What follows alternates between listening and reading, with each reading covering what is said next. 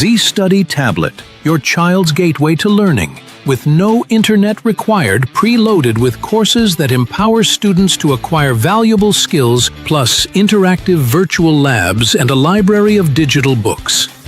It is the perfect solution for learners everywhere, even in remote areas. No internet? No worries. Z-Study, education digitized.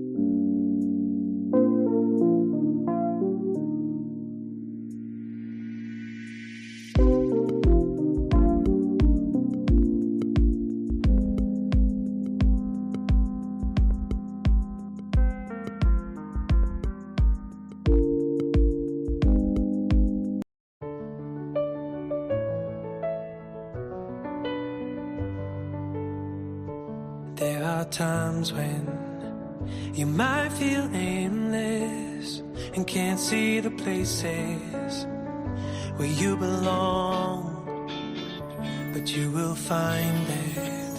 We do many different things. The focus area in Zambia, we focus on education, particularly providing educational technology tools that are used in STEM education. These educational technologies that we provide is there to make and amplify the effort of a teacher, in the sense that instead of just depending on a chalk and a board, we use modern tools that enables a teacher to speak to a learner to different senses, because there are certain learners that are good at imagining concepts, but intelligence doesn't end at imagining things. So the good part about embracing such technologies is it helps both the teacher, it helps also the learner, making that particular lesson interactive for the learner side, so that they can easily adapt to whatever concept that the teacher is trying to put across in that particular lesson. Because the learners that we are training in schools are supposed to go into the society where technology has evolved.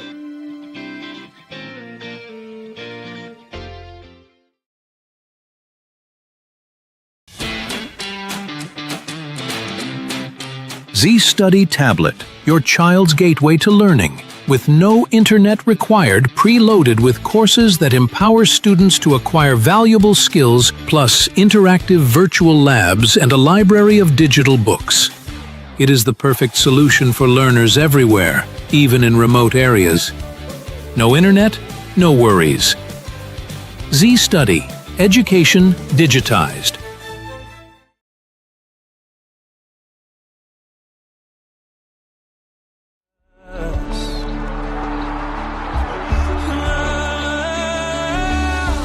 As you feel the notes build, you will see. It's like a symphony. Just keep listening, and pretty soon you'll start to feel. Look around you. You see different symbols that represent the goods and services that you use on a daily basis. This could be Apple, it could be Z-Study like this, it could be Google, it could be TradeKings, it could be Boom Soap, it could be any symbol or artistic representation of a product that you use and how you identify that particular product from others. That's what we define as a trademark. Now, trademark may consist of a letter, a shape, a symbol, or a combination of that. Now, these are there to distinguish how we make decisions when purchasing one product or service to the other. If you look around you, you recognize BlackBerry as a popular phone that all of us we used in the late and 20th century or the early 21st century.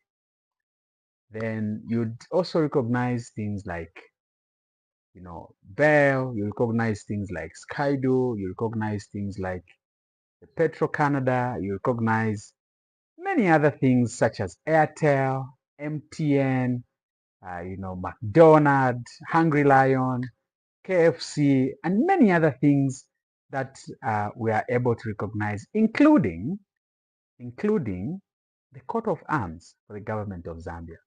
So all those are trademarks that distinguishes a service or a product from another. A registered trademark provides protection to the owner of that particular mark by ensuring exclusive rights to identify goods or service or to authorize another person to use it in return of a payment. Now, a trademark may help consumer identify and purchase goods or services because its nature and quality indicates by its unique trademark meets their expected needs. Registration of trademark is primer, firstly for proof of its ownership, giving a statutory right and remedies to the proprietor. A trademark may be protected for an indefinite period. The initial term of registration is 10 years. Thereafter, it may be renewed for another, consecutive years in Zambia. Now, if you have heard of things like franchise, registering a trademark can have a financial benefit, because if your brand, as we call it, grows very well, in an example that if Z Study grows worldwide as a big educational technology brand, we could be able to license other people in different locations to operate as Z Study while they sell their educational technology product. That is actually called franchising. So trademark has that particular, ability to have a financial benefit to the proprietor who actually has registered it and have that legal protection within the Act of Laws. Now, trademarks can be used to uniquely identify a brand, as you could be able to see that Airtel holds that particular brand, and whenever we see it, we are able to identify it in that particular case. And the coat of arms for the government of Zambia, when we see it, we know whose document that is by just looking at that particular trademark. Now, there are a lot of trademarks if you look around yourself, and those could be ranked in different way, and trademarks can be valued based on the number of sales that a product generates or how popular the product might be, and many other things that are quite related to brands. Trademark protection is competitive in global marketplace.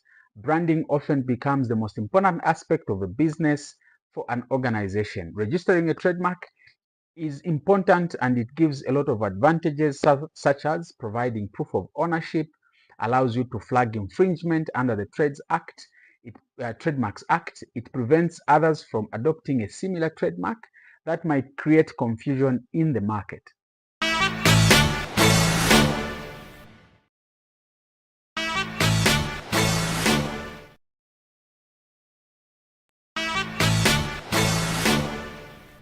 ICT, or integrated circuit topography, for the most part applies to the manufacturing and design of semiconductor chips.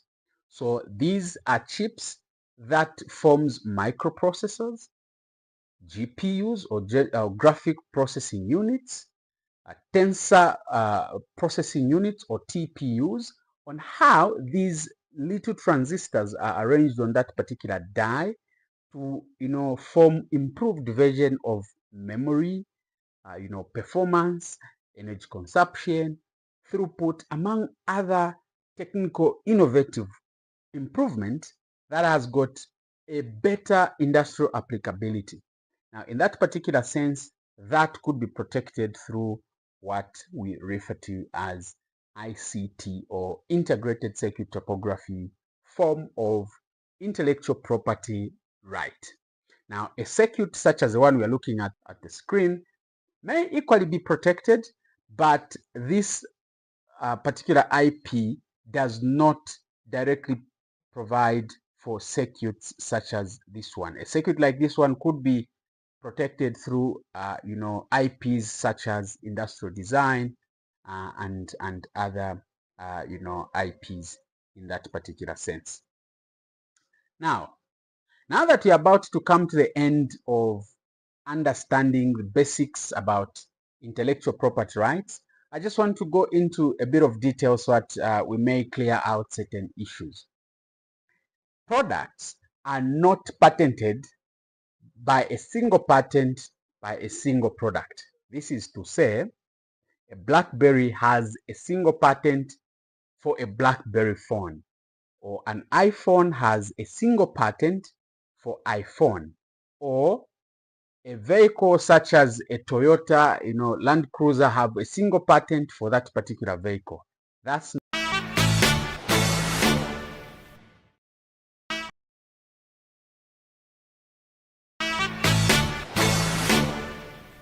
Hi, welcome to this session. Now, as we continue with our intellectual property rights, discourse, in this particular section, we're looking on something that's quite interesting, which is a form of IP rights referred to as the industrial designs. Now, with the industrial designs, these are intellectual property rights that focuses on how a particular invention or innovation or creation of the mind appears visually.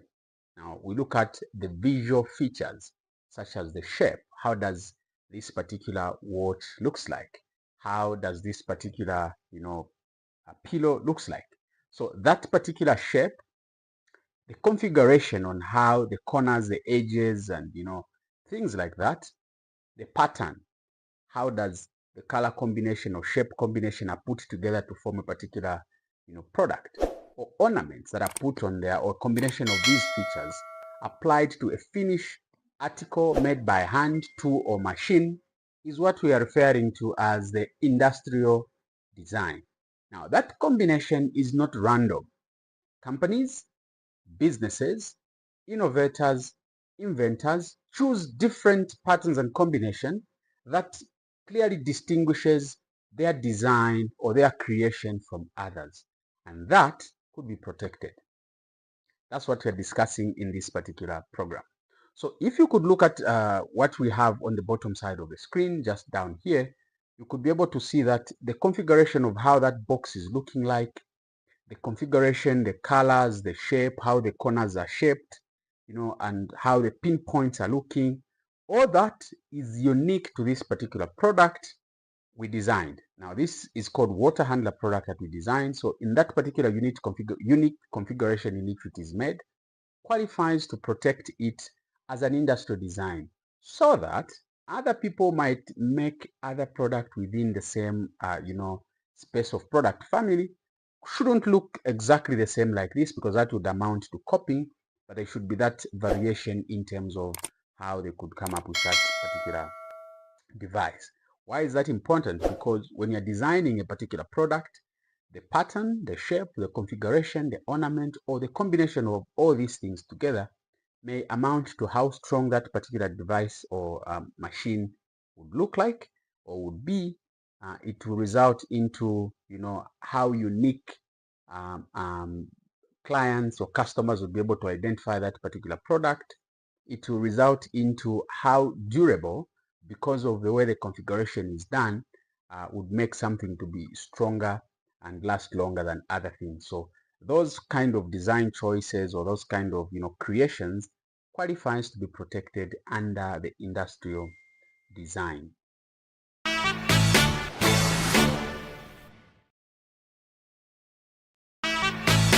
Probably they'll be able to earn royalties for the use of their patent in that particular manner. Now, the patent owner may give permission or license other parties to the invention on mutually agreed terms.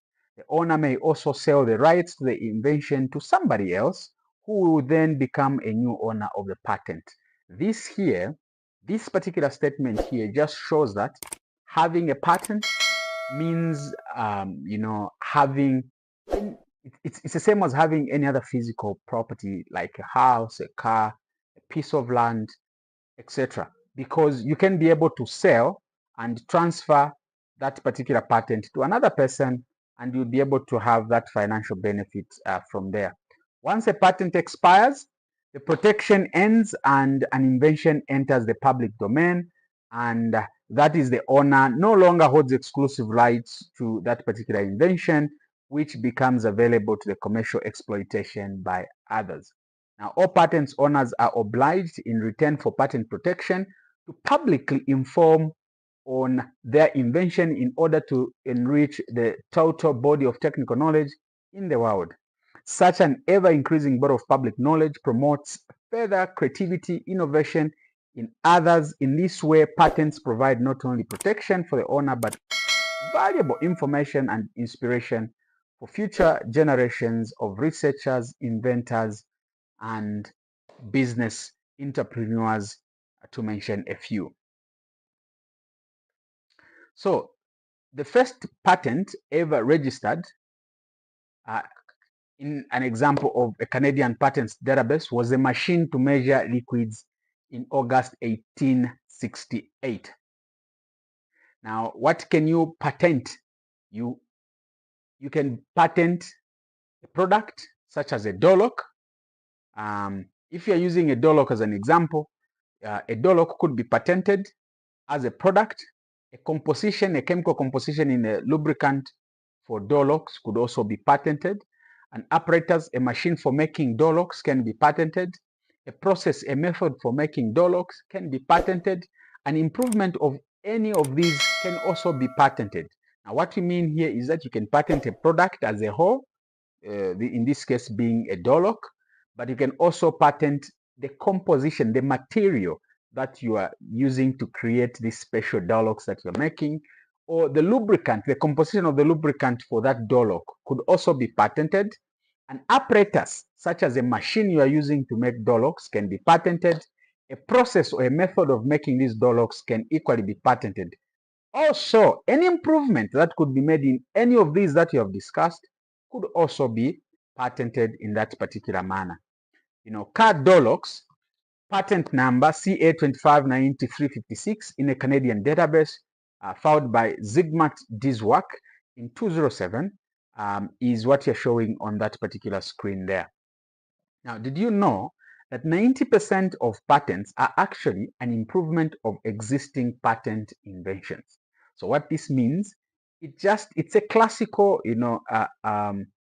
support to how I have defined innovation or invention for the most part. I define innovation as intelligent copying. So you copy intelligently. If you're copying intelligently, you are copying within the legal means, meaning you are citing those people who have done such patents in the past, but then you just improve it so that it's able to work in a particular manner, and you patent that particular improvement that you have done to their work. The fun fact is that 90% of patents are an improvement of an existing invention. Now,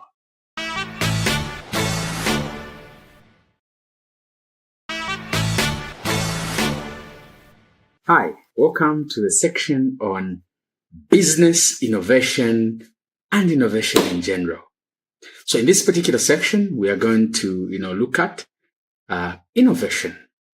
What is innovation? From my philosophy and how I understand innovation should be, and that should also be the perspective of the entrepreneurs, the business owners, as well as the innovators in the African context and the Zambian context, supported by some of the things that we have already covered in the IP side. So, innovation and IP, they should not be discussed separately. They should be discussed, together.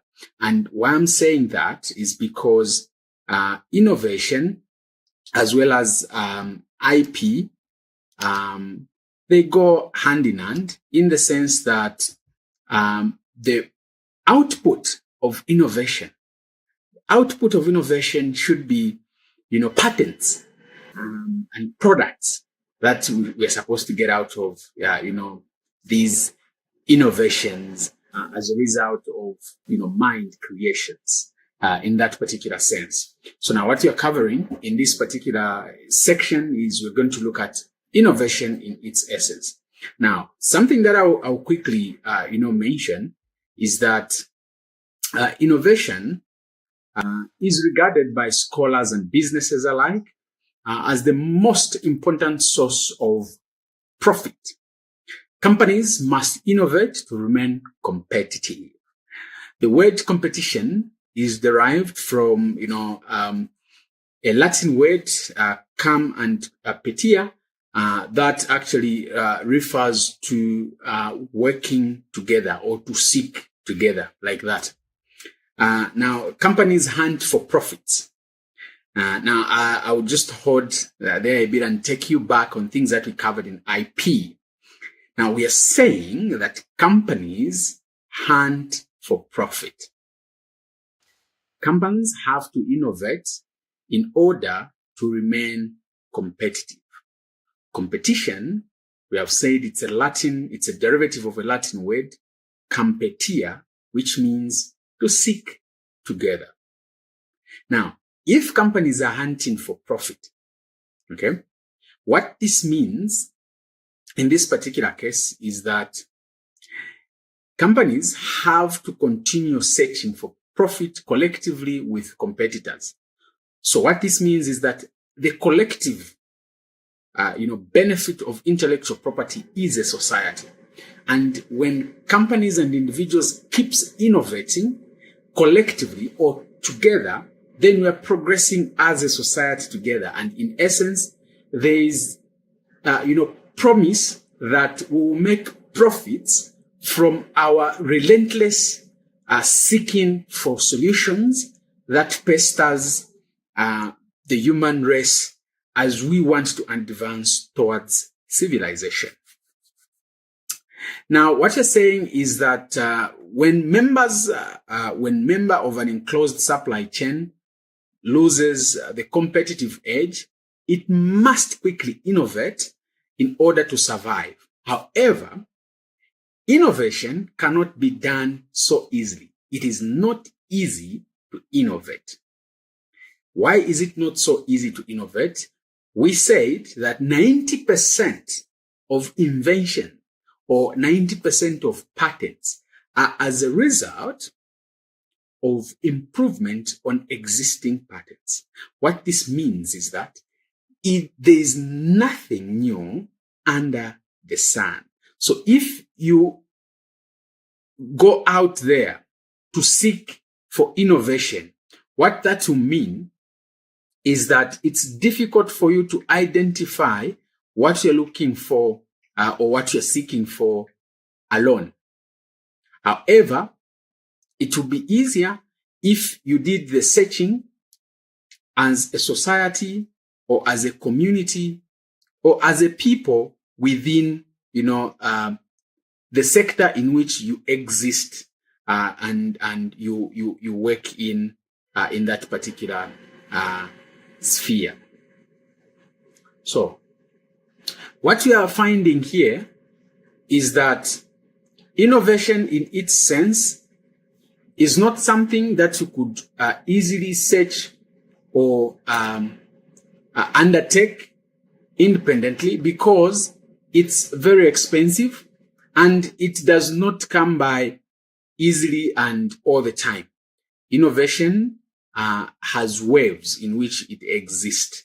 There are times when innovation actually happens, and there are times when innovation does not happen. In fact, there are people who believe that innovation has seasons or has waves or periods in which, there are possible potential of discovering or having some new innovative ideas. And it's not always that you are able to find, these innovative concepts that we are talking about. Now, generally, there is neither money nor time available for true innovation. Business leaders frequently reason like this. Because there's no money or time. If you have time, you'd find that you have no money to easily get to to go through the innovation process so that you get to the market and ensure that you are not beaten by competitors. On the other hand, also you realize that if you have time, maybe the undertaking for true innovation might be too expensive in that particular sense. So what you're saying then is that the way business leaders think for the most time is that if our competitors are more successful than we are, they must be doing something right than what we're doing. And this is how a normal person should be able to reason. This is how a normal business person should be able to reason. This is how a normal government should be able to reason. That if other countries are prospering, there are certain things that they are doing right, which we are not. If a business competitor in another area that has just joined my niche of business is doing better than me, what that means is that there's something they're doing right, which I am not. This is how business leaders think. And practicality demands that we imitate them as exactly as we can. So what that means then is that if I have a particular business, competitor who is doing better than me, what that means is that I'm supposed to do as exactly as possible in order for me to remain competitive in the business space or in the marketplace. In the first phase, however, to define what innovation is, you'd realize that imitation will be rigid and it will be short-sighted or it will be myopic. It will seem as if copying is a bit limited, as well as it will seem as if it's short-sightedness in terms of leadership. But as you go, you realize that the element of novelty will be mastered and imitation will become more and more aggressive. Now, what we mean in this case is that the distinguishable element that makes your work to look different from others will be mastered. Now, as that is achieved, the innovative process, imitation and innovation cannot be truly separated. Now, what you're saying is, in the true innovative process, imitation and innovation cannot be truly separated. Innovation waves happens regularly, and companies that want to remain competitive needs to understand where the next wave might come from or how it affects its businesses. In this respect, timing of research and development efforts is critical, and therefore familiarity with innovation and innovative periods provides an appreciation of the significance of innovation in the marketplace in which you are dealing with. What is innovation? Innovation is legal and intelligent copying. That is what innovation is. Innovation, in my definition, is legal and intelligent copying. We can paraphrase that to say innovation is a legally acceptable imitation with a bit of ingenuity. That's what innovation is. Because we are saying in the true process of innovation, it is impossible to separate imitation from the true process of innovation. So innovation, by definition, is legally acceptable imitation with ingenuity. This is where you look at how others are doing it, and then you say, we would want to copy them as exact as we can, but we discover the novelty in the process of copying. We discover the ingenuity in the process of copying what others are doing. That's what innovation is. And that is how big corporate that understands how innovation works approaches it. Innovation is not discovering completely new things. Innovation, however, is copying working concepts, working processes, and making it a little bit perfect for your circumstances. It's copying existing processes, existing approaches to how problems are solved, adopting solutions, and making those particular solutions, perfect for your use case. That's what innovation is. Innovation is taking an existing solution, improving on it so that it can solve an emerging problem. That's how innovation could be looked at from the African perspective. Industrialization has passed. We are living in time where knowledge surpasses industrialization. If we could invest a lot of money in research, in development, in scientific creativity, in the creation of mind, we are going to be wealthy in that particular manner, in the sense that we are going to produce a lot of intangible properties or a lot of intellectual properties. All countries that has got, higher GDP values in trillions of dollars, if you look at the database for intellectual property rights, you'd find that they have significantly contributed to patents, to trademarks, to industrial design, and many other types of intellectual property.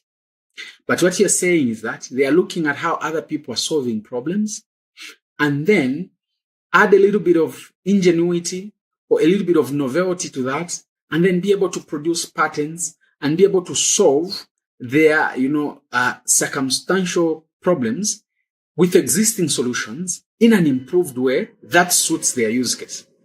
That's what innovation is. Now, why innovation? If you are relentlessly searching for profit, or you are relentlessly searching for financial gains, now, in order for you to remain competitive, in order for you to remain relevant, you have to innovate. You have to keep looking at the solutions that you're working with in the environment you are, and asking yourself a constant question every single day.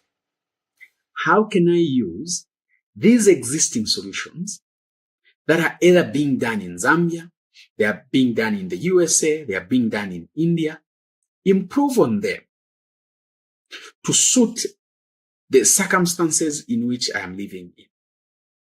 How can I beat that new competitor that has come within my business space? The answer is I should copy them as exact as possible. But as I'm doing that, can I add the differentiating factors? Can I add the market defensibilities? Can I add novelty within the legal framework of copy? Because as we discussed earlier, 90% of all patents are as a result of improvement of existing inventions. You could be a mechanic. You could be a mining engineer. You could be a government executive, or you could be a government officer, or you could be an entrepreneur, or you could be a practicing, individual in the banking sector, or in whatever corporate space you're coming from. Or you could be a student who has identified a new particular problem that you'd want to dedicate your life to. The question is, it is very difficult to innovate.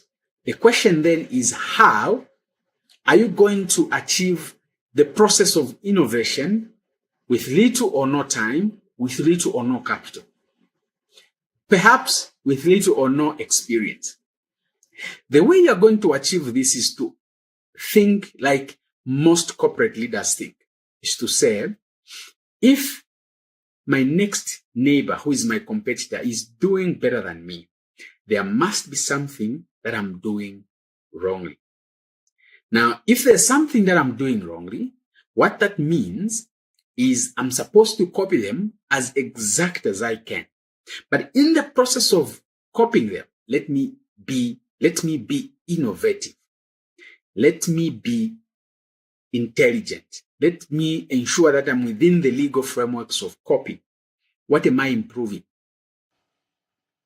What am I improving in the area of my operation?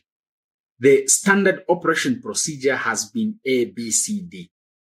What if I can make A plus minus B plus D, so that the resulting process is more efficient than the existing practice, the existing acceptable industrial practice? That's what innovation is. And innovation is important for you to remain relevant. Innovation is what's going to help you hunt for profits. Innovation is what is going to keep you above everybody else. Innovation is what is going to make you stand out. Innovation is what is going to make you unique. So then we need to keep innovating, but not in a wrong way. If we look at how the government in Zambia, for instance, look at innovation, they look at innovation as something that should be very new, something that has not been done anywhere. I have seen multiple times where a university student would come up with an innovation that is already existing in other countries, but then they copy it as exact as it is to the Zambian use case. Is that innovation? I have seen when people are judging students on what should be the expected innovation in their area of study, they expect something very new.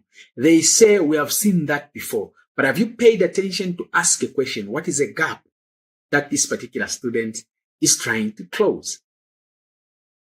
So, to recap, we have defined innovation to be intelligent copy.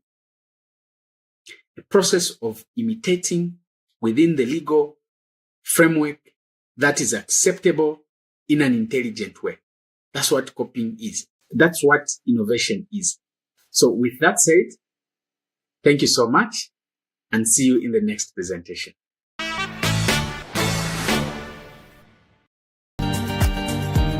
Hi. So I guess all of you have heard about AI or artificial intelligence. So basically, artificial intelligence is a system on a computer that is smart enough to reason similar to a human way of reasoning.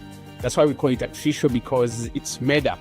With all the trends and growth in AI, people in the rural places have not benefited from the benefits that artificial intelligence has to offer, particularly in the educational sector.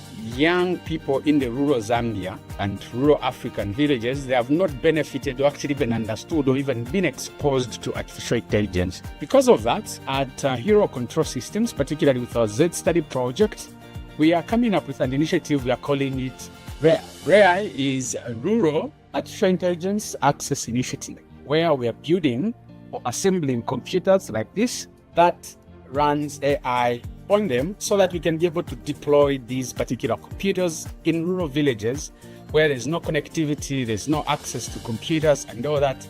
But you can be able to deploy these in very typical places with locally trained AI models that runs on our computers like that, so that children can be able to benefit from the power of AI, to be exposed to artificial intelligence and what the future holds. Because if we do not do this, we are creating a digital divide. This is where we are raising a population of people in rural areas who are out of sync with the realities of the advancement of technology, which is not good for national development and unity, especially in social and economical wise.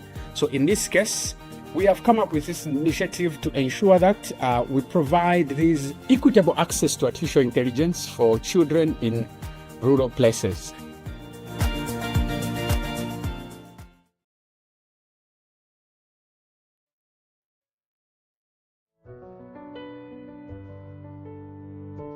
There are times when you might feel aimless and can't see the places where you belong, but you will find that there is a purpose. It's been there within you all along, and when you're near it, you can almost hear it.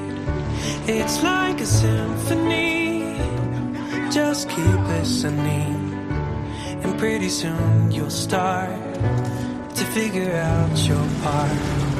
Everyone plays a piece in their own melodies, and each one of us, oh, it's glorious. And you will know how to let it ring out as you discover who you are. Others around you will start to wake up to the sounds that are in their hearts. It's so amazing what we're all creating. It's like a symphony, just keep listening, and pretty soon you'll start to figure out your part. Everyone plays a piece in their own melodies, and each one of us, oh, is glorious.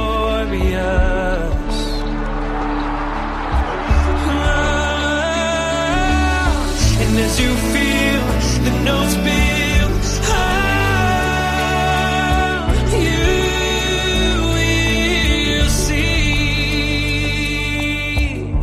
It's like a symphony, just keep listening, and pretty soon you'll start to figure out your part. Everyone plays a piece in their own melody, each one of us, oh, is glorious.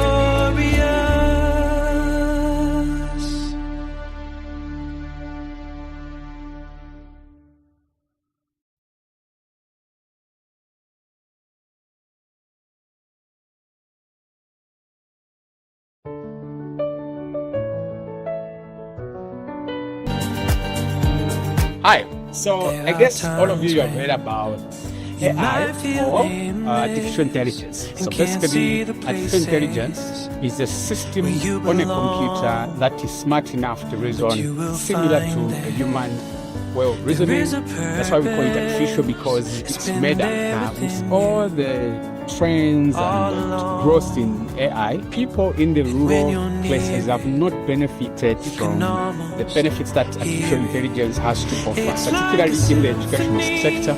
Young people in the rural Zambia and rural African villages, they have not benefited or actually been understood or even been exposed to artificial intelligence. Because of that, at Hero Control Systems, particularly our Z-Study project, we are coming up with an initiative we are calling RAI is Rural Artificial Intelligence Access Initiative, where we are building or assembling computers like this that runs AI on them so that we can be able to deploy these particular computers in rural villages where there's no connectivity, there's no access to computers and all that.